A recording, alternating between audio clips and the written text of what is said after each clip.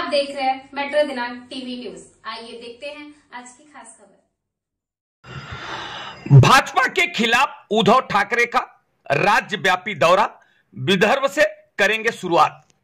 मुंबई मोदी सरकार द्वारा लाए जाने वाले सामान्य नागरिक कानून यूसीसी को उद्धव ठाकरे का समर्थन होगा। हालांकि ड्राफ्ट तैयार होने तक कोई फैसला नहीं लिया जा सकता है। ऐसा निर्णय उद्धव गुट के शिवसेना पदाधिकारियों ने शिवसेना उद्धव ठाकरे समूह के प्रमुख उद्धव ठाकरे के नेतृत्व में मातोश्री में हुई बैठक में उनके गुट के संसद विधायक और उपनेता की उपस्थिति में एनसीपी में फूट के बाद राज्य के विभिन्न विधानसभा क्षेत्रों में उद्धव ठाकरे गुट के नेताओं पर क्या असर होगा, इस संदर्भ में चर्चा की गई, जिसमें निर्णय लिया गया कि भाजपा के खिलाफ राज्यव्यापी दौरा की शुरुआत विदर्भ से करेंगे। आइए हम देखते हैं मेट्रो दिनांक टीवी न्यूज पर उद्धव ठाकरे गुट के नेता भास्कर जाधव ने पत्रकारों द्वारा किए गए सवालों का क्या कुछ जवाब दिया। के दौरे पे निकलेंगे, इसकी तारीख मुझे फाइनल, लेकिन दौरा तय है, लेकिन दौरा करेंगे, दौरा 100% होने वाला है। लेकिन उनकी तारीख फाइनल होती है वो हमारे पार्टी के सचिव उनके सामने वो पूरी डेट रखते हैं, वो उद्धव साहब उसको मान्यता देते हैं। जब वो मान्यता देंगे जब भी दौरा हो। सर जिस तरह से महाराष्ट्र की राजनीति बदली है, क्या अभी भी आप लोग जो महाविकास आघाड़ी उसी के साथ मौजूद रहेंगे?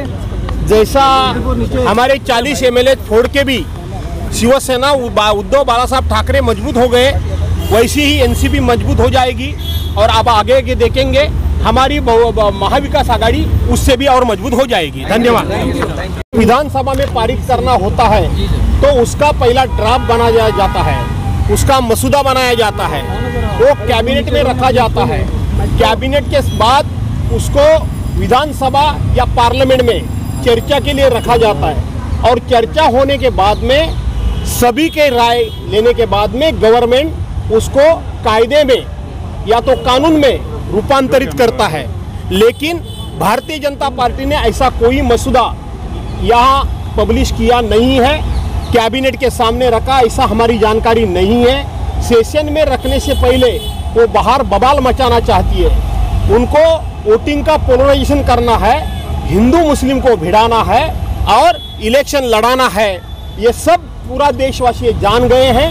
तो भारतीय जनता पार्टी पहला मसूदा रखे, उसके बाद में सभी जातियों को, सभी धर्म के लोगों को, देश के सभी 140 करोड़ जनता को ये समान नागरिक कायदा मतलब यूसीसी से क्या फायदा हो सकता है, ये जब सामने आएगा तभी ही पूरा देश इसके बारे में बाला साहब ने समर्थन करा था। सर पहले हमने अभी भी बोला कि हम समर्थन करते हैं करके। बाला साहब ठाकरे का तो मैंने ही जिक्र किया। बाला साहब ठाकरे जी से हमने समान नागरिक कायदा का समर्थन किया है।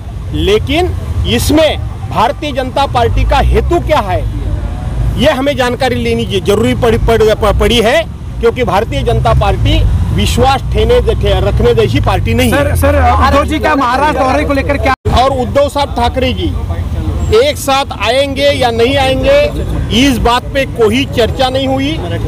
बिल्कुल उस बात पे कोई किसी ने जिक्र नहीं किया, किसी ने नहीं किया। यूसीसी को लेकर आपल्याला मराठीमध्ये जर सांगायचं झालं तर राज ठाकरे आणि उद्धव साहेब ठाकरे कायदा करायचा असेल मग त्यामध्ये कॉमन सिव्हिल कोड सुद्धा असू द्या, समान नागरिक कायदा सुद्धा असू द्या।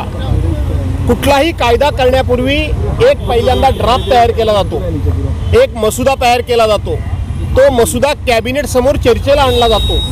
त्याच्यानंतर नजीकच्या अधिवेशनमध्ये तो तिथल्या लोकप्रतिनिधींना, मग पार्लमेंटमध्ये असेल तर खासदारांना, विधानसभेमध्ये असेल तर आमदारांना चर्चेकरता ठेवला जातो किंवा त्याचा ऑर्डिनन्स सुद्धा काढला जातो। अशा प्रकारची कोणतीही घटनात्मक या ठिकाणी पूर्तता झालेली नाही। विद्यमान सरकारनं कुठलाही मसुदा तयार केलेला नाही, हा मसुदा लोकांच्या चर्चेकरता ठेवलेला नाही। त्यामुळे या मसुद्यामध्ये नक्की काय आहे, समान नागरिक कायदा म्हणजे त्याच्यामध्ये कोणकोणत्या धर्मावर, कोणकोणत्या समाजावर आघात होणार आहे, न्याय मिळणार आहे की अन्याय मिळणार आहे, हे जोपर्यंत समजत नाही तोपर्यंत त्याच्यावर भाष्य करणे योग्य नाही। परंतु भारतीय जनता पार्टीला ज्या पद्धतीने 35 वर्ष राम मंदिराचा मुद्दा फक्त आणि फक्त त्या ठिकाणी दोन समाजामध्ये वाद करण्याकरता म्हणून त्यांनी तो सातत्यानं तापत ठेवला, पेटत ठेवला।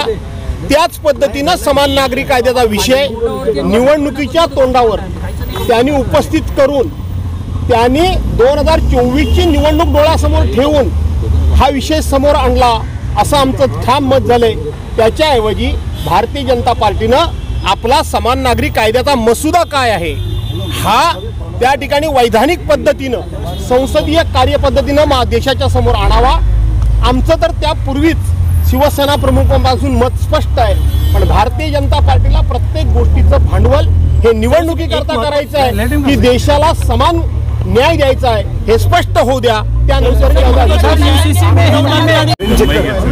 या संपूर्ण देशाला, महाराष्ट्राला आणि तुम्हाला देखील ज्ञात आहे आणि त्या पार्श्वभूमीवर एकंदरीत प्रत्येक पक्षाचे पक्षप्रमुख हे बैठका बोलवत आहेत।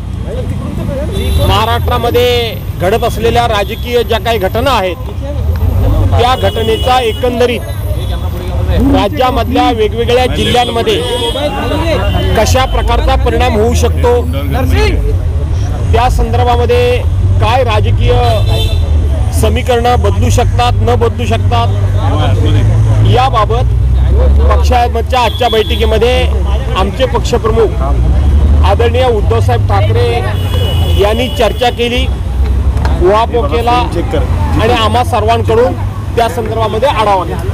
उद्धवसाहेब काही दौरा करणार आहेत का?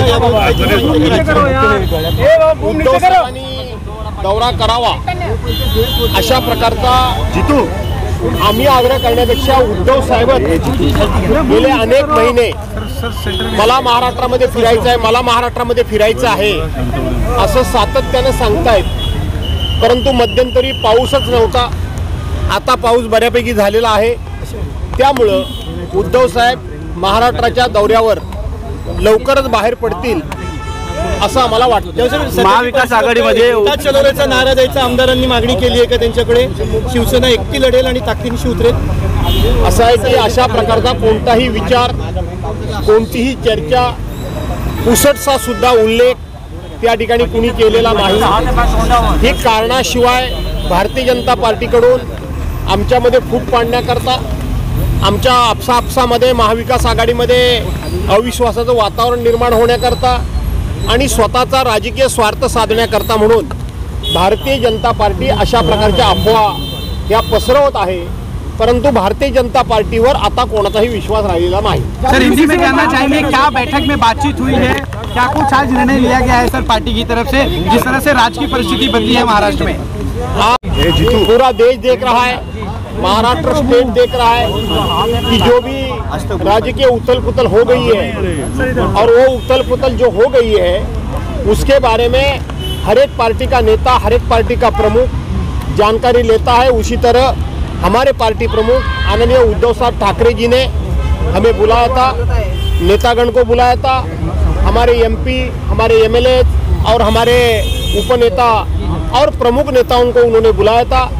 और जो महाराष्ट्र में जो अभी उथल पुथल हो गई है उसका पॉलिटिकली क्या इम्पैक्ट हो जाएगा, जिले में या गांव-गांव में लोगों की मन में कुछ अस्थिरता पैदा हुई है क्या, इसकी जानकारी ले ली और हमें उसके बारे में उन्होंने बिल्कुल हमें मार्गदर्शन किया और मार्गदर्शन करते हुए हमें निश्चित स्वरूप से एक कॉन्फिडेंस हमारा बढ़ गया है कि कुछ भी उथल पुथल भाजपा करे, लेकिन दिन ब दिन यहाँ महाविकास आघाड़ी मजबूत हो रही है, सस्टेन हो रही है। पावसाळी अधिवेशन सुरू होत आहे, पावसाळी अधिवेशन सुरू होत आहे, पावसाळी अधिवेशन सुरू होत है, इसको लेकर कोई चर्चा? यूनिफॉर्म सिविल कोड को लेकर चर्चा हुई है क्या अंदर?